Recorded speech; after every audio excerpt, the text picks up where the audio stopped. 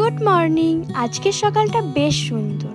সেই শরৎকালে যেরকম আকাশটা লাগে না, ঠিক ওরকম লাগছে, যেন মনে হচ্ছে দুর্গাপুজো চলেই এসেছে। তো যাই হোক, সকাল সকাল ছাদে উঠে ব্রাশ করে নিচ্ছি আমি আর ভাই। এখানে দুজনের মধ্যে কথোপকথন চলছে, কী নিয়ে কথোপকথন চলছিল ভুলে গেছি। তো যাই হোক, সকালবেলার প্রথম কাজটা আমি সেরে ফেললাম, মানে হচ্ছে চিকুকে খেতে দিয়ে দিলাম। দেন এখানে বিছানাপত্র একটু গুছিয়ে নিলাম। এবারে আমি টিফিন নিয়ে বসে গেছি। তো আমি খাওয়ার আগে তো এনাকে খেতেই হবে, আর আলাদাভাবে ওকে খেতে দিলে হবে না, আমার প্লেট থেকে ওনাকে খেতেই হবে। তো যাই হোক, তারপরে দুপুরবেলা বেরিয়ে গিয়েছিলাম একটা কাজের জন্য, বাট কাজটা আর কমপ্লিট হয়নি। তো তারপরে চলে গেলাম বিরিয়ানির দোকানে। আজকে লাঞ্চে ছিল হচ্ছে চিকেন বিরিয়ানি, তো সেটাই কিনতে গিয়েছিলাম।